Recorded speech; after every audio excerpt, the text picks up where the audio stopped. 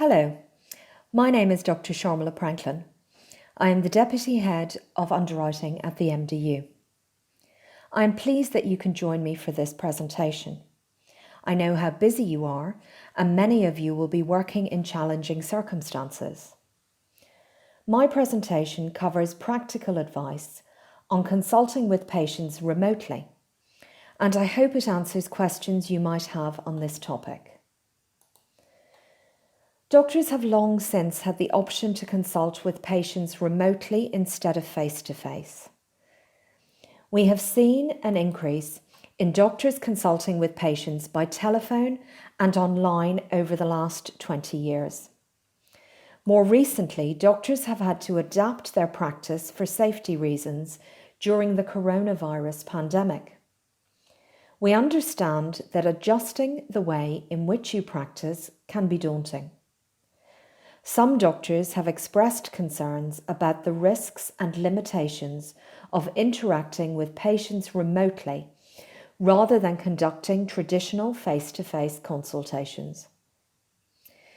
In this presentation, we will consider the medico-legal issues associated with remote consultations. We will highlight the relevant GMC guidance and the updated advice provided by the GMC in terms of dealing with these types of consultations during the coronavirus pandemic. We will review the CQC's inspection findings from a review carried out in 2018, which remain pertinent today. We will also consider some practical tips as a result of the guidance that has been published. The GMC's core good medical practice principles apply as much to remote consultations as to any other consultation. Doctors must obtain adequate patient consent, ensure patient confidentiality, and keep contemporaneous notes. Communication with other doctors to ensure continuity of care is important, especially when seeing patients who may be registered with another practitioner. Doctors need to be able to make an appropriate assessment of the patient's symptoms, and they should also have adequate indemnity in place for the work they undertake. The GMC has also created an ethical hub of relevant guidance on remote consultations. The resource includes a flowchart to help GPs determine whether a remote consultation is appropriate in a given situation. NHS England provided an update to general practitioners in March 2020. NHS 111 has been commissioned nationally to provide a dedicated COVID-19 response service to free practices to focus on managing those most at risk of complications from COVID-19. GP practices should adopt a full triage first model that supports the management of patients remotely where possible. This should be at the point of access by patients to general practice. In practice, this means practices using telephone, video, and online consultation technology. These can potentially be supplemented by any remote monitoring available to the patient in their home. For example, temperature and blood pressure readings, and these can be provided as part of the local model. NHS England has provided guidance to secondary care to highlight the importance of using remote consultations and the reasons behind doing this. In both primary and secondary care, it is important to have a plan in place as to which patients can be seen remotely and which patients require a face-to-face consultation. Clearly, it is necessary to have the correct facilities in place to see patients safely. NHS England has advised that virtual appointments may be useful in a number of areas. Any condition in which the trade-off between attending in person and staying at home favours the latter, for example in some frail older patients with multiple morbidities or in terminally ill patients, the advantages of video may outweigh its limitations. There will be occasions where remote consultations may not be appropriate, where an examination is required, or where using technology poses a problem. The key points to remember are that there is currently an emphasis on consulting remotely when you can, but be aware of the limitations remote consultations can pose. There are some simple tips to consider, but they are important. You will clearly need to have the right environment and equipment, and this will need to be in good working order. If possible, prepare the patient as to what will happen during the consultation. As well as checking that you have the correct contact details, you will also need to confirm that you are speaking to the right person. After you introduce yourself formally, confirm that the patient understands how the consultation will proceed and can see you and/or hear you properly. Reassure them that the consultation should be similar to a face-to-face one. If other people are in the room or listening in, make sure they are introduced. Remember your normal consulting skills throughout the consultation. It is very helpful to summarise points so as to avoid confusion or misinterpretations. Explain what the follow-up plan is and make sure you keep detailed notes. If you do not have access to the patient's medical records and have not seen the patient previously in a face-to-face consultation, a careful assessment is paramount.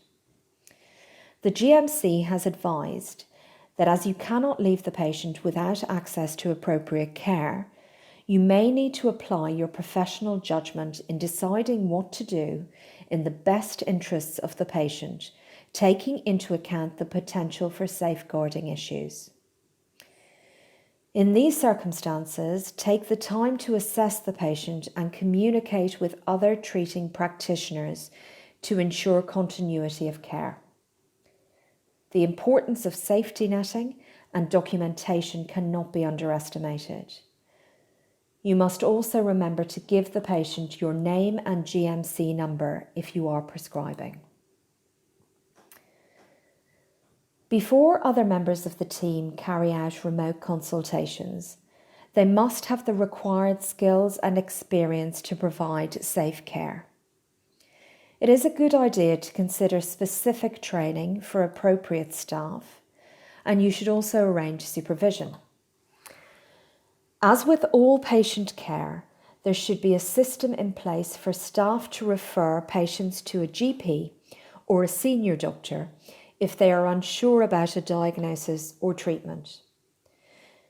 You should also be satisfied that any members of staff you manage are trained and understand their information governance responsibilities. Just as with face-to-face consultations, careful contemporaneous notes should be made of the discussion with the patient, any assessment undertaken, and the management plan. If you plan to record the consultation, the GMC advises that you must inform the patient in advance and obtain consent. The patient should be told the reasons why you are recording the consultation, how it will be stored, and for how long. Record details of the patient's consent in the records, and remember that the recording will form part of the patient's medical records and should be treated in the same way as other medical records.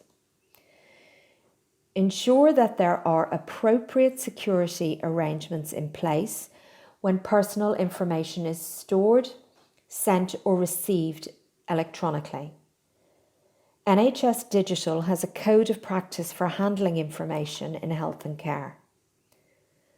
Meanwhile, GMC guidance on confidentiality says that if you are responsible for managing patient records or other patient information, you must make sure the records you are responsible for are made, stored, transferred, protected, and disposed of in line with data protection law and other relevant laws. It is important to be aware of the information governance statement from the ICO.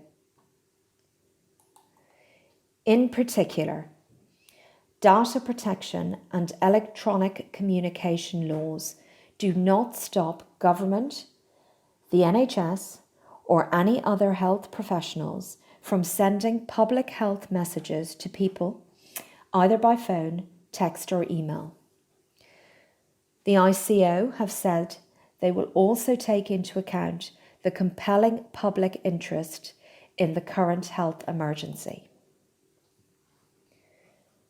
NHSX have also provided advice about communication with colleagues and patients and about using commercial and off-the-shelf applications. Whilst consent may be implied, it remains crucial to safeguard personal and confidential information. Taking into account the guidance that has been published by the GMC and NHS, there are some simple practical tips to consider. Always check that the technology is working and that you and the patient have a good internet or phone connection in a private space. Ensure that you have the patient's records available where possible and document the consultation contemporaneously. Confirm other ways of contacting the patient, say by phone or email, should a video link fail. Take and record verbal consent for a virtual consultation and reassure the patient that the consultation is likely to be very similar to a standard one and that the call is confidential and secure. At the end of the appointment, the doctor should summarise the agreed actions and ensure the patient understands these and any timescales before ending the appointment. Remember to give them a chance to ask any final questions. Ensure you deal with any referrals, investigations, prescriptions, follow-up appointments, letters to the patient and other practitioners promptly. We are aware that doctors are consulting with patients remotely by telephone and video link in place of their usual face-to-face consultations. You do not need to inform the MDU that you're doing so unless you take on any new work and have not previously advised us of this. You can do this by emailing membership@themdu.com. I hope you found this presentation helpful. If you have any questions about remote working, please email advisory@themdu.com. Alternatively, you can speak to one of our doctors on the medico-legal helpline on 0800 716 646. We wish you all the very best in this challenging time.